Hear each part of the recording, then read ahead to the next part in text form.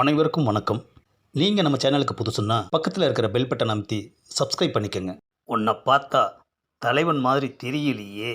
நம்புங்க, அம்மா சத்தியமா நான் தான் தலைவன். ஏண்டா அடுத்தவன் காசில் உனக்கு ஆஃபும் பெப்பர் சிக்கனும் கேட்குதா? இங்கே பாருங்க பிரதர், நீங்கள் இப்படி கண்டுபிடிச்சி தேடி வருவீங்கன்னு நான் கொஞ்சம் கூட எதிர்பார்க்கல. அதனால தான் ஆர்டர் பண்ணிட்டேன். நீ பணம் எடுத்தது கூட உன்னை மன்னிச்சிருவேண்டா. அப்பா, அது போதுங்க. வாங்கின ஆஃபில் ஆளுக்கு ஒரு குவார்ட்டர் அடிச்சுக்கலாம். ம் டிஷு, டிஷு.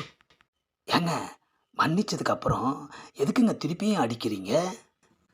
ஆனால் எடுத்ததுக்கப்புறம் ஒரு டைலாக் விட்டியே, ஞாபகம் இருக்கா? என்ன டைலாக்கு?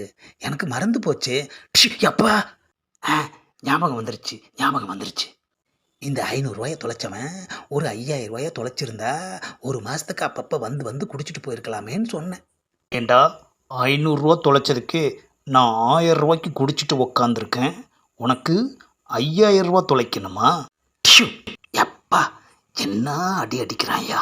ஏண்டா நானே ராவா அடிச்சிட்டு இருக்கேன், உனக்கு பெப்பர் சிக்கன் கேட்குதா? Sir, pepper chicken ready.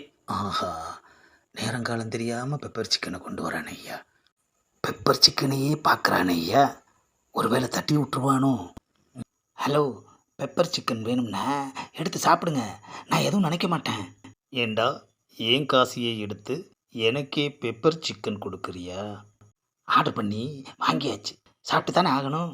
வேணும்னா ஒரு கட்டிங் அடிச்சுட்டு அப்புறமா பெப்பர் சிக்கன் சாப்பிடுங்க. மரியாதையா 2000 பணத்தை வச்சுட்டு போ. என்னது 2000? ஏயா, 500க்கு 1500 வட்டியா என்ன? நீ 5000 ஆசைப்படையில் நான் 2000 ஆசைப்படக்கூடாதா? என்ன நாக்குமுக்க குடிகார சங்க தலைவர், நல்லா இருக்கீங்களா? ஆஹா, நம்ம ஊருகா பார்ட்டி, இவன் எப்படி இங்கே வந்தான்? தீர்ப்பை தள்ளி வச்சுட்டு போனவன் திடுதிப்புன்னு வந்திருக்கான ஐயா.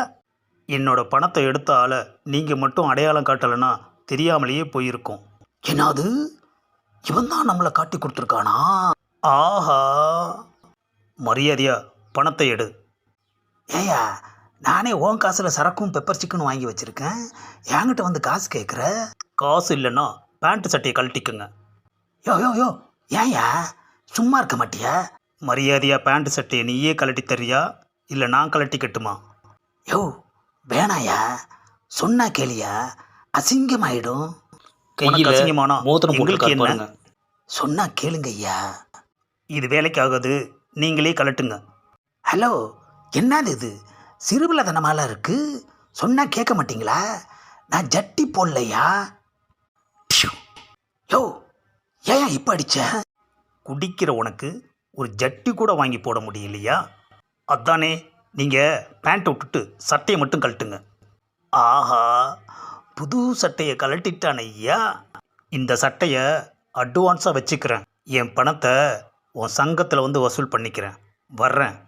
ஆஹா, வெறும் உடம்போடு நிற்க வச்சுட்டு போயிட்டானே ஐயா. ஏப்பா, போட்டு கொடுத்ததும் இல்லாமல் எதுக்குப்பா இப்படி ஒரு தீர்ப்பை சொன்னேன்? தீர்ப்பு ஒன்றும் நான் சும்மா சொல்லலை, அதுக்கு பதிலாக இந்த ஆஃபையும் பெப்பர் சிக்கனையும் நான் எடுத்துக்கிறேன். ஆஹா, பணத்தை தொலைச்சவன் சட்டையோடு போயிட்டான், தீர்ப்பு சொன்னவன் சரக்கோடு போயிட்டான். கட்டிங் வாங்கினாலும் ஆஃப் வாங்கினாலும் இவன் தானையா எடுத்துகிட்டு போய் குடிக்கிறான். ஆஹா, சட்டை போச்சு. இந்த பதிவை லைக் பண்ணுங்கள், ஷேர் பண்ணுங்கள், மறக்காமல் சப்ஸ்கிரைப் பண்ணுங்கள்.